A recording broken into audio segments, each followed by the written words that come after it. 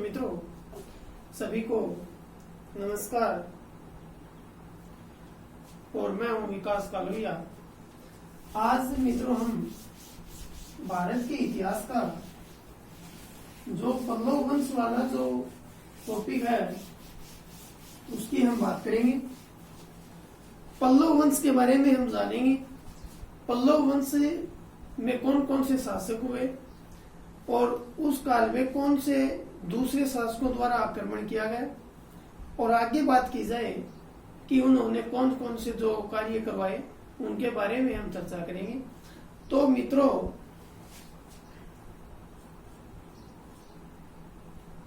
पल्लव वंश की हम बात कर रहे हैं। पल्लव वंश के जो जानकारी है वो हमें महावंश बौद्ध ग्रंथ से देखने को मिलती है। पल्लव वंश की जानकारी महावंश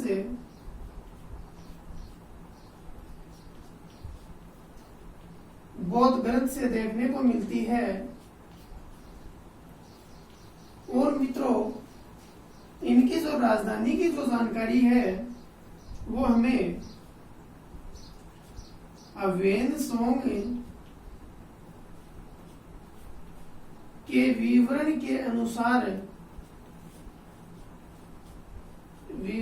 अनुसार इनकी जो राजधानी थी वो थी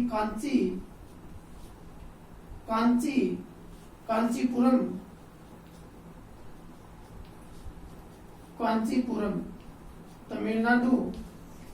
तो पल्लव वंश की जानकारी हमें महावंश बौद्ध ग्रंथ से देखने को मिलती है।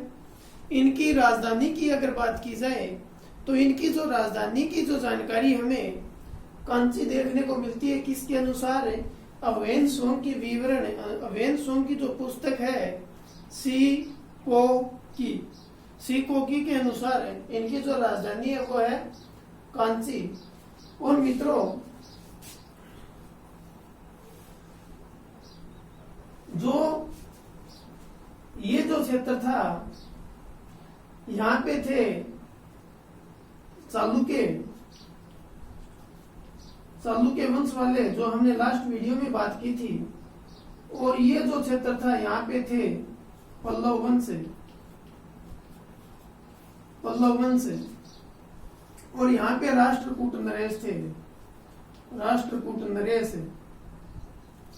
नरेश। तो मित्रों, यहाँ पे जब पल्लव वंश चल रहा था उस समय तीन ओर से त्रिपक्षीय संघर्ष चल रहा था। इनके आपस में आक्रमण कर रहे थे एक दूसरे के साम्राज्य को छीनने के लिए। तो कभी तो राष्ट्रकूट इनके ऊपर आक्रमण करते थे, कभी चालुक्य। जब हम चालुक्य पढ़ रहे थे तो अपना जो पुलकेशिन जो सेकंड राजा हुआ था चालुक्य वंश में, उसके ऊपर पल्लव वंश का जो नरसिंह वर्मन है वो आक्रमण करता है। तो पल्लव वंश दक्षिणी भारत के तमिलनाडु वाले क्षेत्र में और आंध्र प्रदेश के दक्षिणी क्षेत्र में ये इनका क्षेत्र फैला हुआ था पल्लव वंश का। तो अब हम इनके शासकों की बात करेंगे, कौन कौन से शासक हुए, और उसके बाद एक एक शासक के बारे में हम पढ़ेंगे। तो इनके शासकों की जानकारी की बात की जाए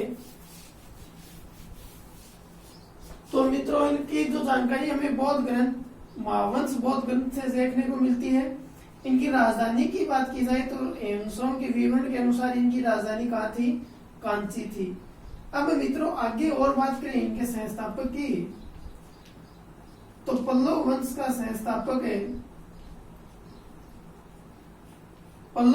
संस्थापक था श्री है विष्णु। कौन? श्री है विष्णु। अब मित्रों, एक एक राजा के बारे में बात करेंगे। श्री है विष्णु, प्रथम श्री है विष्णु आएगा इसमें, जो पल्लव वंश का संस्थापक था। इसका जो समय था वो था 575 से लेके 600 ईसा तक। ठीक है। फिर इसका पुत्र हुआ महेंद्र वर्मन प्रथम। और महेंद्र वर्मन प्रथम का जो समय था वो मित्रों 600 से लेके 630 ईस्वी तक। और उसके बाद महेंद्र वर्मन का जो पुत्र है जिसका नाम था नरसिंह वर्मन प्रथम था ये, ठीक है, 630 से लेके और 668 ईस्वी तक। आगे इनकी बात करें तो महेंद्र वर्मन सेकंड, जो बहुत ही कम समय इन्होंने शासन किया, 668 से लेके 670 ईस्वी तक। उसके बाद महेंद्र वर्मन के बाद बात आती है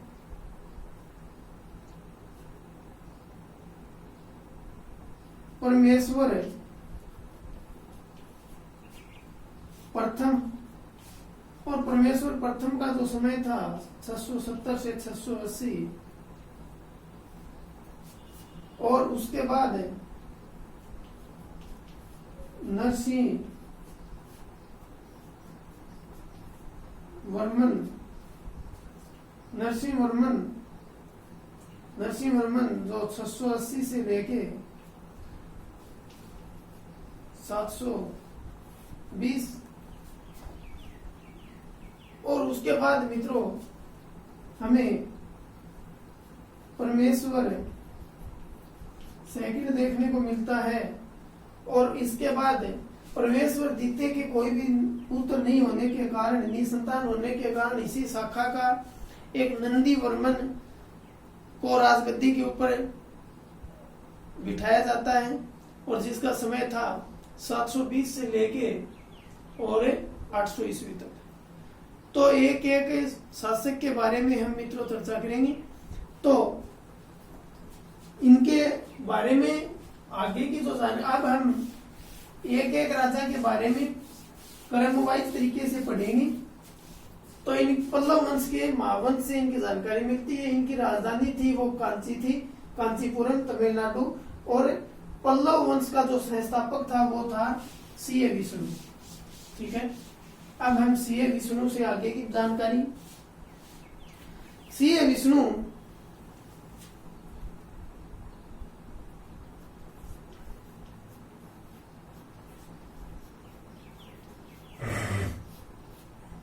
का जो समय था 575 से लेकर 600 ईस्वी तक है। और मित्रों ये चोलों द्वारा इनके ऊपर आक्रमण किया गया। और चोलों को पराजित करने के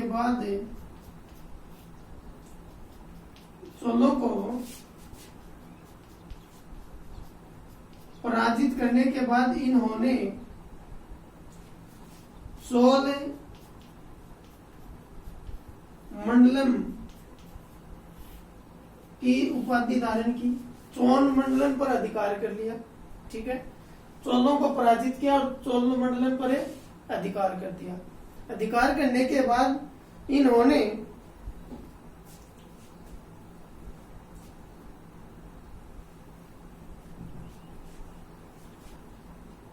इनके द्वारा मल्लय,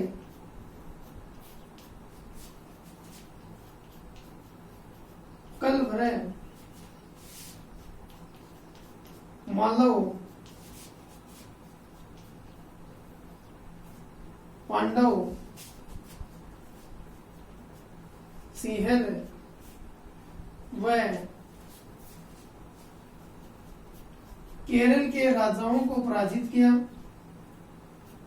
केरल के राजाओं को पराजित किया। और पराजित करने के बाद इन्होंने अवनी सिंह की उपाधि धारण की। किसकी? अवनी सिंह की उपाधि धारण की। तो मित्रों सी.ए. विष्णु के बारे में सिंह विष्णु का जो समय था 575 से लेकर 600 ईस्वी तक, इन्होंने चोलों को पराजित किया और चोल मंडलम के ऊपर अधिकार कर लिया। आगे इन्होंने सिंह विष्णु ने मल्ल, कलभ्रय, मालव, पांडव, सिंहल और केरल के राजाओं को पराजित किया और पराजित करने के बाद अवनी सिंह की उपाधि इन्होंने धारण की। तो मित्रों, इनसे आगे आने वाला जो शासक है वो है महेंद्र वर्मन प्रथम। तो महेंद्र वर्मन प्रथम की जब बात की जाए तो महेंद्र वर्मन प्रथम का जो समय था 600 से लेके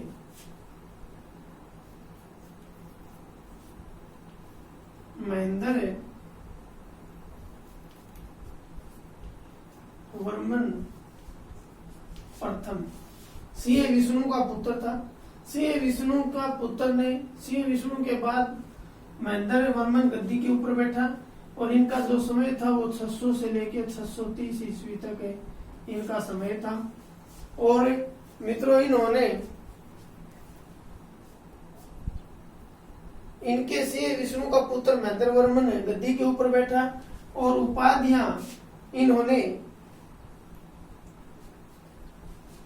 उपाधियों का हम जिक्र करें, भाई महेंद्र वर्मन ने कौन कौन सी उपाधियां धारण की थी, तो उनमें आता है मत विलास,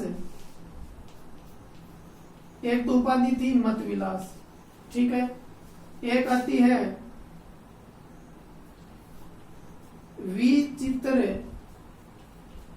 विचित्र और एक है गुणभर।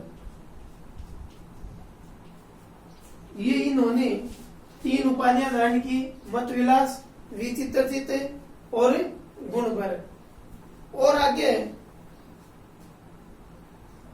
पल्लव और चालुक्यों के मध्य संघर्ष प्रारंभ हुआ। इन दोनों के बीच में इन्हीं के समय में पल्लव और चालुक्यों के मध्य संघर्ष हुआ और चालुक्य और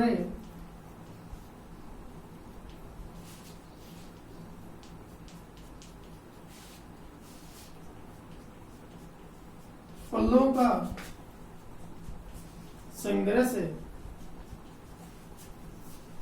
चालुक्य और पल्लव दोनों वंशों का संघर्ष महेंद्र वर्मन फर्स्ट के समय में ही हुआ था।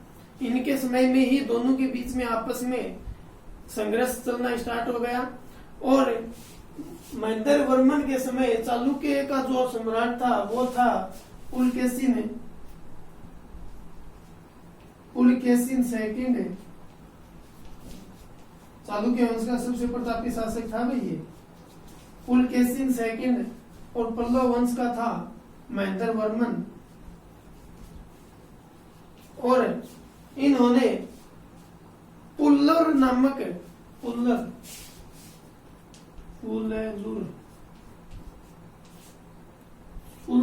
स्थान के ऊपर आक्रमण किया। और इस आक्रमण में महेंद्र वर्मन ने अपनी राजधानी को तो बचा लिया, लेकिन इस क्षेत्र का अपने महेंद्र वर्मन का जो साम्राज्य था उस साम्राज्य का उत्तरी क्षेत्र के ऊपर पुलकेशिन सेकंड ने अधिकार कर लिया और महेंद्र वर्मन अपनी राजधानी को बचाने में सफल रहा। और मित्रों, आगे महेंद्र वर्मन प्रारंभ में एक बार इसका फिर से महेंद्र वर्मन का जो समय 600 से 630। उपाधियों का हम बात करें तो उपाधियां थी मत विलास, विचित्र, गुणभर, ठीक है। चालुक्य और पल्लव के बीच में संघर्ष प्रारंभ हुआ महेंद्र वर्मन प्रथम के समय में और इसमें पुलकेशिन सेकंड इसके उत्तरी क्षेत्र पर अधिकार कर लिया।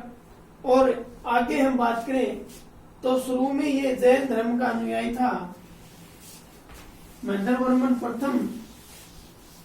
प्रारंभ में जैन धर्म का अनुयायी था किसका?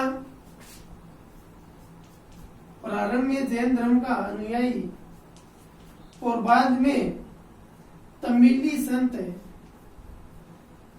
तमिली संत अपार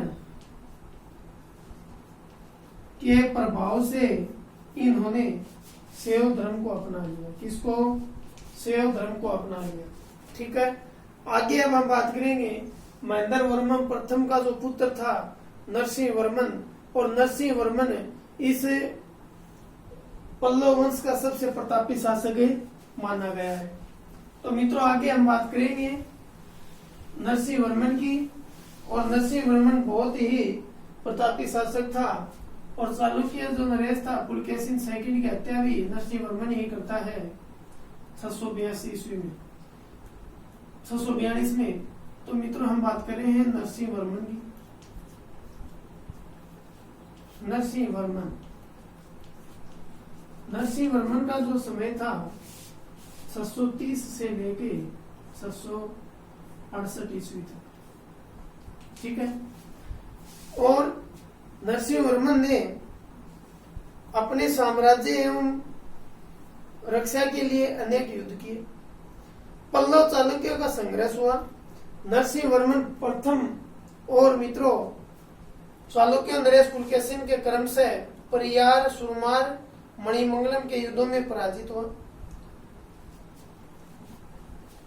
नरसिंह वर्मन ने अपने साम्राज्य का विस्तार और रक्षा के लिए अनेक युद्ध किए थे, और इन्होंने चालुक्यों के जो क्षेत्र थे परियार, मणियार, मणिमयार, इनके ऊपर इन्होंने आक्रमण किया। और 642 ईस्वी में, कब? 642 ईस्वी में इन्होंने चालुक्यों की राजधानी वातापी के ऊपर आक्रमण किया, और पुलकेशिन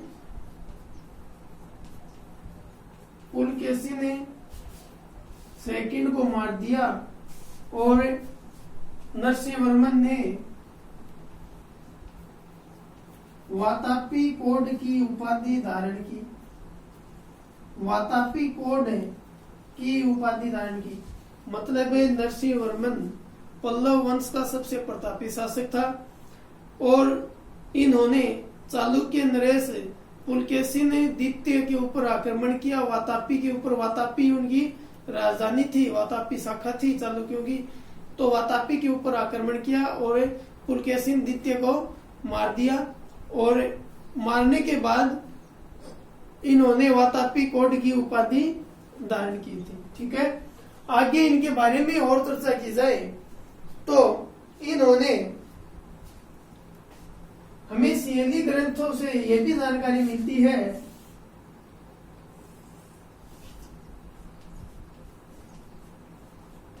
सिंहली ग्रंथों के अनुसार इन्होंने लंका पर भी विजय पाई थी। मतलब श्रीलंका के ऊपर भी इन्होंने आक्रमण किया और उसमें भी इन्होंने क्या किया, इन्होंने विजय पाई। तो सिंहली ग्रंथों के अनुसार। और मित्रों इन्हीं के समय नरसिंह वर्मन के समय ही चीनी यात्री अवेन सोंग ने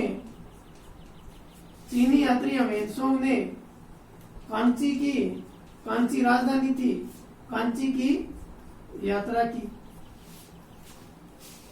और इन्होंने निर्माणकर्ता मतलब मंदिरों के निर्माण करता होने के कारण इन्होंने, देखो एक बार फिर से हम बात कर रहे हैं पल्लव वंश के, और पल्लव वंश का जो शासक था नरसिंह वर्मन की हम बात कर रहे हैं। नरसिंह वर्मन का जो समय था 630 से लेकर 668, और इन्होंने 642 ईस्वी में वातापी के ऊपर आक्रमण किया, और वातापी के ऊपर उस समय चालुक्य नरेश पुलकेशिन सेकंड का शासन था। पुलकेशिन सेकंड की हत्या कर इन्होंने वातापी कोड की उपाधि धारण की। और सिंहली ग्रंथों से हमें यह भी जानकारी मिलती है कि इन्होंने लंका के ऊपर भी विजय प्राप्त की, और हिंसोंग चीनी यात्री जो हिंसोंग था वो कांची की यात्रा इन्हीं के समय करता है। और इनके बारे में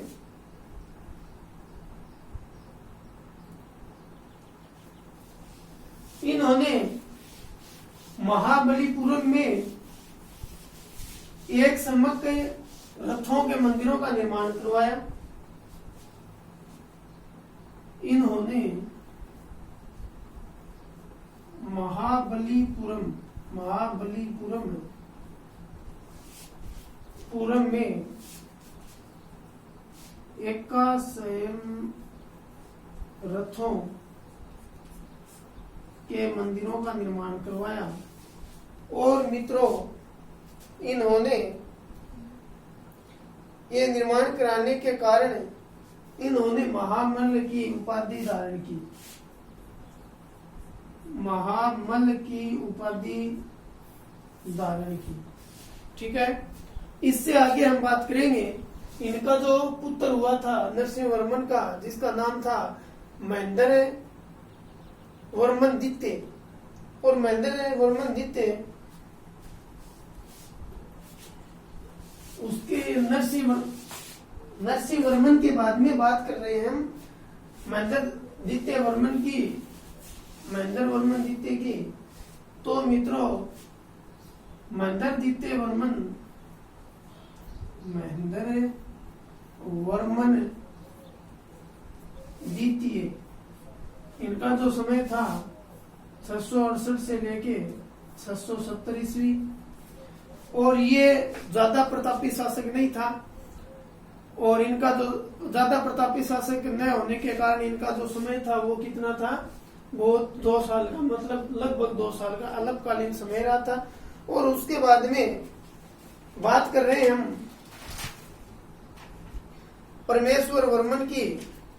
और मित्रों, परमेश्वर वर्मन इसका पुत्र, महेंद्र वर्मन का पुत्र परमेश्वर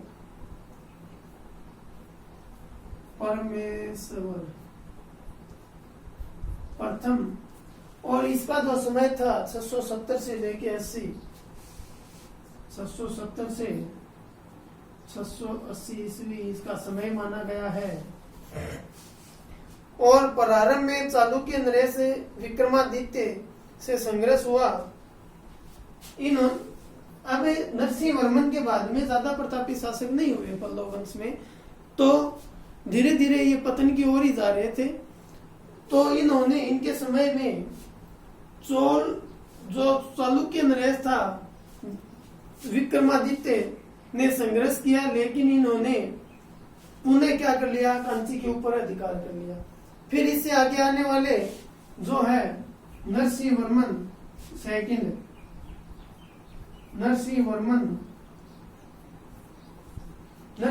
द्वितीय, और इसका जो समय था वो मित्रों 680 से लेके और 720 तक का इसका समय माना गया है। और नरसिंह वर्मन सेकंड ने इसने अनेक मंदिरों का निर्माण करवाया, और जिनमें कांची का कैलाश मंदिर, महाबलीपुर का सौर मंदिर प्रमुख है। इन्होंने अनेक मंदिरों के निर्माण करवाए। किसने? नरसिंह वर्मन द्वितीय ने। और नरसिंह वर्मन द्वितीय ने जो निर्माण करवाया उसमें कांची का कैलाशनाथ मंदिर,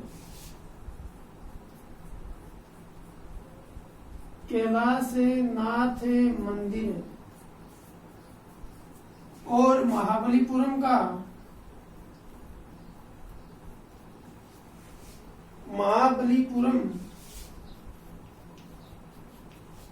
सौर मंदिर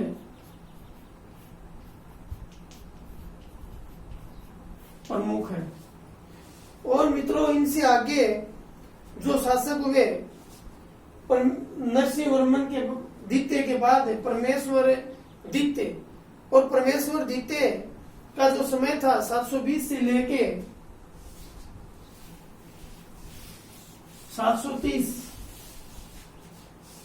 परमेश्वर है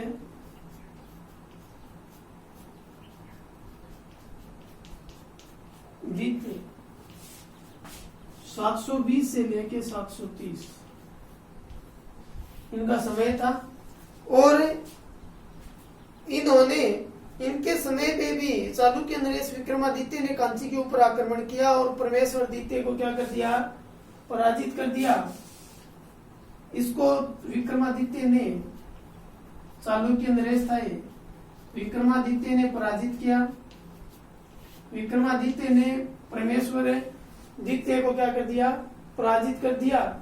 और पराजित करने के बाद इसके निसंतान मर गया है। निसंतान मतलब है इसके कोई भी पुत्र नहीं था, और नए पुत्र होने के कारण आगे कांची की जो गद्दी थी, इस राज्य की जो गद्दी थी, उसके ऊपर इसी शाखा का एक नंदी वर्मन को गद्दी के ऊपर बिठाया जाता है।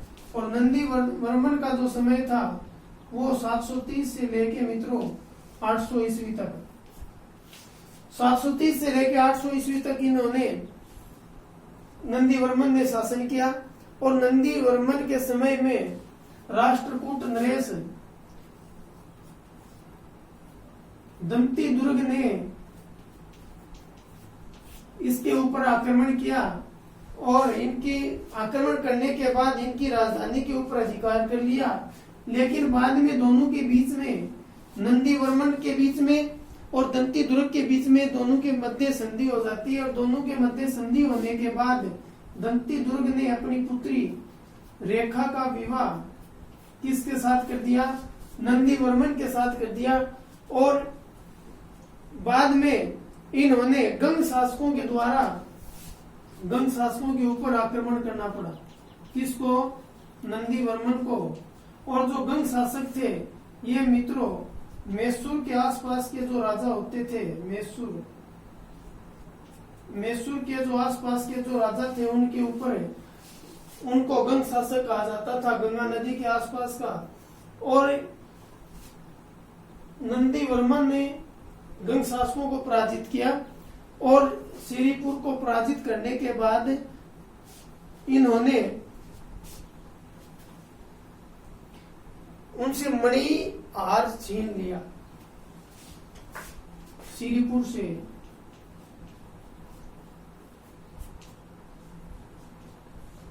मणिहार छीन लिया। अब देखो फिर से मैं आपको नंदी वर्मन के बारे में बताता हूँ। नंदी वर्मन का जो समय था मित्रों 730 ईस्वी से लेके 800 ईस्वी तक इनका समय माना गया है। और नंदी वर्मन के ऊपर दंती दुर्ग राष्ट्रकूट का नरेश था, दंती दुर्ग, उसने आक्रमण किया और उसने नंदी वर्मन की जो राजधानी कांची थी उसके ऊपर अधिकार कर लिया। लेकिन बाद में दोनों के बीच में संधि हो जाती है, और संधि होने के बाद दंती दुर्ग ने अपनी पुत्री रेखा का विवाह नंदी वर्मन के साथ कर दिया। और उसके बाद रेखा का विवाह करने के बाद इन्होंने नंदी वर्मन को गंग के शासकों के ऊपर आक्रमण करना पड़ा। और आक्रमण करने के बाद गंग शासक जिसका नाम था सिरपुर को पराजित करने के बाद नंदी वर्मन ने मणि वाला हार छीन लिया। ठीक है, मणि का हार था वो उसको इन्होंने छीन लिया। और मित्रों उसके बाद में दंती दुर्ग शासक बनता है। दंती दुर्ग का पुत्र नंदी वर्मन का जो पुत्र है जिसका नाम है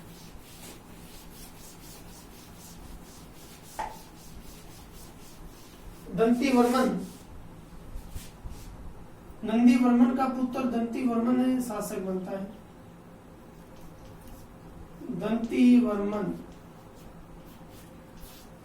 और ये वैष्णव धर्म का अनुयायी था। नंदी वर्मन भी वैष्णव धर्म का अनुयायी था। और उसके बाद में पल्लव वंश पतन की ओर चले गए। और ये जो दंती वर्मन है उसके बाद भी 2-3 शासकों को हमें देखने को मिलते हैं, और जिनमें नंदी वर्मन तृतीय, नरपतुंग और अपराजित शासक थे। और ये ज्यादा प्रतापी शासक न होने के कारण इन्होंने चोल शासकों ने अधिकार कर लिया। तो मित्रों, एक बार मैं पुनः आपको पल्लव वंश के बारे में पूरा का पूरा फिर से रिपीट करवा रहा हूं। तो जिसमें देखो, पल्लव वंश की जो जानकारी है वो हमें महावंश नामक बौद्ध ग्रंथ से देखने को मिलती है। और पल्लव वंश की जो राजधानी है कांची, वो हमें चीनी यात्री हेनसोंग के अनुसार देखने को मिलती है। और पल्लव वंश के जो संस्थापक हैं वो सी विष्णु का जो कार्यकाल था वो 575 से लेकर 600 ईस्वी तक चोल शासकों को पराजित कर चोल मंडलम पर अधिकार कर लिया। और इनके द्वारा इन्होंने इनके अलावा मल्ल, कलभर, मालव, पांडव, सिंह और केरल के राजाओं को पराजित किया। और उनको पराजित करने के बाद इन्होंने अवनी सिंह की उपाधि धारण की। उसके बाद में इनके जो पुत्र हुए सिंह विष्णु के, जिसका नाम था महेंद्र वर्मन फर्स्ट। और महेंद्र वर्मन फर्स्ट का जो समय है मित्रों वो आता है 600 से लेके 630 ईस्वी तक। और उसके बाद सिंह विष्णु का पुत्र महेंद्र वर्मन शासक बना। और उनकी उपाधियां थी मत विलास, विचित्र चित्त, गुण भर। पल्लव और चालुक्यों के बीच में संघर्ष हुआ और पुल्लर नामक स्थान के ऊपर महेंद्र वर्मन और पुलकेशिन सेकंड का कड़ा संघर्ष हुआ। और महेंद्र वर्मन राजधानी कांची को बचाने में सफल रहा, लेकिन पुलकेशिन उत्तरी भाग पर अधिकार कर लिया। महेंद्र वर्मन प्रारंभ में जैन धर्म का अनुयायी था और बाद में अपार नामक तमिली संत के प्रभाव में आकर इन्होंने शैव धर्म को अपना लिया। अब महेंद्र वर्मन के बाद में जो शासक हुआ वो था नरसिंह वर्मन। और नरसिंह वर्मन बहुत ही अच्छा प्रतापी शासक था पल्लव वंश का। और इन्होंने साम्राज्य का विस्तार और रक्षा के लिए अनेक युद्ध भी किए।